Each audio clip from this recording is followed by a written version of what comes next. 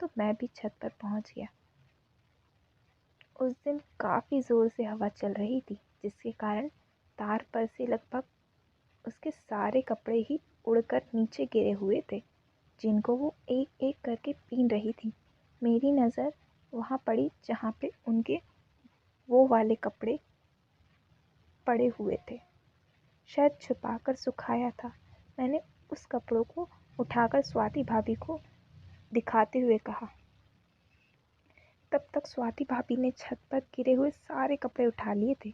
अब जैसे ही उसने मुझे उठाए देखा तो, ओए लाओ इधर दो इसे, उनके जल्दी से हमारी छत की ओर लगभग दौड़ कर आते हुए कहा।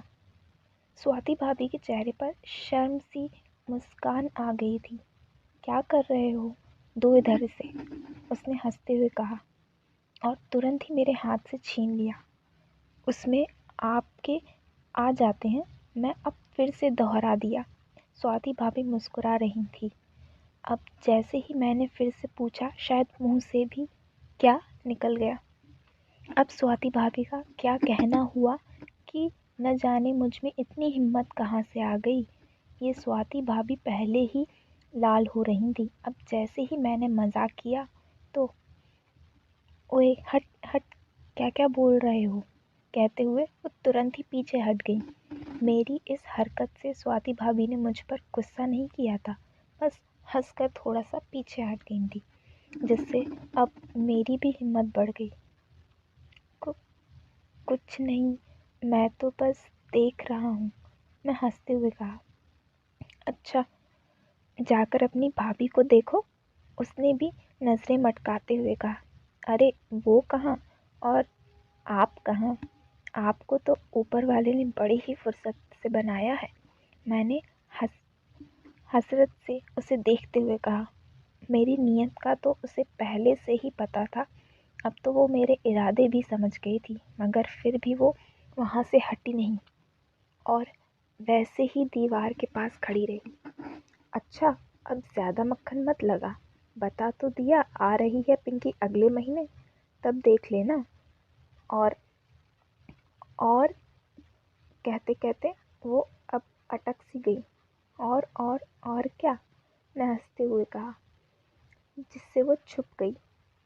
और क्या पूछ लेना, उसी से वो कुछ नहीं बोली और चले गई। स्वाति भाभी इस बात से इतना नहीं डर रही थी, क्योंकि वो तो बहुत ज़्यादा ही चालू थी। जब से मैं और पिंकी पकड़े गए थे, तब से मैं उसके घर नहीं जाता था, मगर अब तो मैंने उसके घर भी जाना शुरू कर दिया। हालांकि पिंकी की मम्मी यानी स्वाति भाभी की सास मुझे अब भी पसंद नहीं करती थी, इसीलिए मैं उनके घर तभी जाता था जब मेरे पास उनके घर जाने के लिए कोई ना कोई बहाना होता था। स्वाति भाभी की सास मुझे अधिकतर घर के बाहर से ही काम पूछकर चलता कर देती थी, मगर फिर भी मुझे जब भी उनके घर जाने का कोई मौका मिलता तो मैं तुरंत दौड़ कर चला जाता, उसे छोड़ता नहीं। अब ऐसे ही एक दिन सुबह सुबह ही मेरी भाभी ने मुझे स्वाति भाभी के घर से सिलाई मशीन लाने के लिए कहा।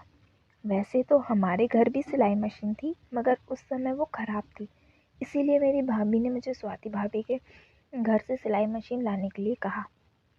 मैं तो अब रहता ही इस ताक में था कि कब मुझे स्वाति भाभी के घर जाने का मौका मिले और मैं उसे घर जा सकूं। जैसे मेरी भाभी ने मुझे स्वाति भाभी के घर से मशीन लाने को कहा, मैं भी तुरंत ही उनके घर चला गया। मुझे पता था कि स्वाति भाभी की सास मुझे देखकर घर के बाहर से ही चलता कर देंगी, इसीलिए मैंने उनके घर के बाहर से किसी को आवाज़ नहीं दी, बल्कि उनके घर के मुख्य द्वार को खोलकर अंदर आ गया और ड्राइंग रूम के दरवाजे के पास आकर, भाभी भाभी, स्वाति भाभी, मैंने सीधा ही स्वाति भाभी को आवाज़ लगाई। स्वाति भाभी, ओ स्वाति भाभी, मगर काफ़ी आवाज़ देने पर भी किसी ने कोई जवाब नहीं दिया।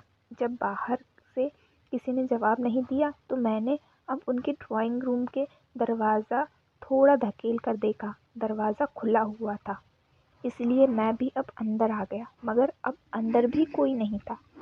अक्सर तो स्वाति भाभी की सास मुझे ड्राइंग रूम में ही मिल जाती थी और वो मुझे वहीं से वापस कर देती थी, मगर आज वो भी नज़र नहीं आ रही थी। भाभी भाभी स्वाति भाभी। उनके ड्राइंग रूम में आकर मैंने अब एक बार फिर से स्वाति भाभी को ही आवाज़ लगाई। उनके ड्राइंग रूम में आकर मैंने एक बार फिर से स्वाति भाभी को ही आवाज़ लगाई। तभी कौन है, अंदर से स्वाति भाभी की आवाज़ सुनाई दी। वो आवाज़ शायद वॉशरूम से आई थी। मैं हूँ महेश, वो मैं आपकी सिलाई मशीन लेने आया था, कहते हुए मैं अब उनके ड्राइंग रूम से निकलकर उनके घर के अंदर आ गया। कुछ देर रुक जाओ या फिर तुम बाद में आ जाना, मैं भी वॉशरूम में हूँ, स्वाति भाभी ने अंदर से ही कहा।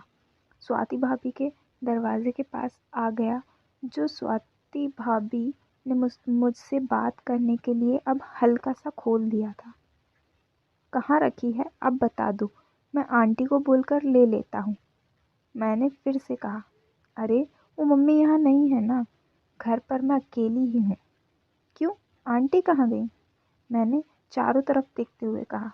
स्वाति भाभी अब मुझे फिर बोली, वो मम्मी तो गुड़िया सपना भाभी की बेटी को लेकर मंदिर गई हैं और घर में मैं अकेली ही हूँ। भाभी ने अब हल्का सा अपना चेहरा बाहर निकालकर मेरी तरफ देखते हुए कहा। उसने इस बार घर में मैं अकेली हूँ इस बात पर कुछ ज़्यादा ही जोर देकर कहा। सभी साथ ही उनके चेहरे पर मुझे हल्की सी शरारती मुस्कान सी भी दिखाई दे रही थी। शायद स्वाति भाभी की तरफ से मेरे लिए खुला ही इशारा था। मैंने देर न करते हुए दरवाजे को पकड़ लिया और उसे खोलने के लिए अंदर की तरफ धकेल दिया। बताया ना बाद में आना, स्वाति भाभी ने तुरंत दरवाजे को पकड़ते हुए कहा। मैं घुस गया और अपने काम को अंजाम दिया। फिर क्या था, जो करते हैं वो सब किया, वही जो दो लोगों के बीच में होता है। मम्मी आने वाली है, स्वाति भाभी ने कहा। लो अब मम्मी आने वाली है, मगर हमें होश ही कहाँ था। जितना मैं अपनी मंजिल पर पहुँचने की जल्दी में था, हम दोनों में अपनी अपनी मंजिल को जल्दी से पाने की जैसे कोई अब प्रतियोगिता सी शुरू हो गई थी। तेरे कपड़े तो भीग गए, अब घर कैसे जाएगा, तू अपने साथ साथ मुझे भी मरवाएगा, उसने मेरे कपड़ों की तरफ देखते हुए कहा। मगर मुझे उसकी कोई परवाह नहीं थी। कुछ नहीं होगा, मैं अब सब देख लूँगा। क्या है, जा अब तू, मम्मी आने वाली है। दरवाजे को थोड़ा सा खोलकर बाहर देखने लगी। स्वाति भाभी ने पहले तो अपनी गर्दन निकालकर बाहर इधर उधर देखा कि कोई है तो नहीं। फिर जाओ अब यहाँ से, और हाँ, वो सिलाई मशीन मेरे कमरे में मेज़ पर रखी हुई है, उसने मुझे बाहर निकालते हुए कहा। अब मैं भी चुपचाप स्वाति भाभी के कमरे से सिलाई मशीन लेकर अपने घर आ गया। अब एक बार मेरे और स्वाति भाभी के प्यार में पड़ गया। उसे जब भी मौका मिलता वो मुझे अपने घर बुला लेती या फिर हमारी मुलाकात छत पे ही हो जाती। उसने सही ही कहा था कि अगले महीने पिंकी आएगी। स्वाति भाभी के साथ साथ अब पिंकी के साथ भी मेरे काम चल रहे हैं। तो फिर दोस्तों, जाते जाते आपको सिर्फ कुछ काम करने हैं। पहला काम, मुझे कमेंट करके ज़रूर बताएं कि आपको मेरी कहानियाँ कैसी लगती हैं। दूसरा काम, अभी तक चैनल को सब्सक्राइब नहीं किया है तो कर लो, और वहीं बाजू में एक घंटी है उसे दबा दो, जैसे तुम्हारी गर्लफ्रेंड या बीवी के दबाते हो वैसे दबाते तो ज़रूर होंगे। तीसरा काम, मुझे पैसों की कमी है, मुझे पेटीएम करें। अगर वो नहीं कर सकते तो आप मेरे नंबर पर जाके 187 का रिचार्ज करा दो, BSNL की सिम है। चौथा और आखिरी काम, आप अगर मेरी और कहानियाँ पढ़ना चाहते हैं तो डिस्क्रिप्शन में लिंक दी हुई है, rkstorylover.com, ये है मेरी वेबसाइट। आखिरी में मैं इतनी अच्छी कहानी बनाती हूँ, मुझे पता है, इतनी मेहनत से आप सभी को बहुत मज़ा आता है। तो इतना सिंपल काम करना है, आप कर सकते हैं ना। मुझे यकीन है आप पर कि आप लोग इतना सिंपल काम तो ज़रूर करेंगे। धन्यवाद। चलो अब मैं चलती हूँ, मिलूँगी अब मेरी अगली कहानी में, तब तक के लिए बाय।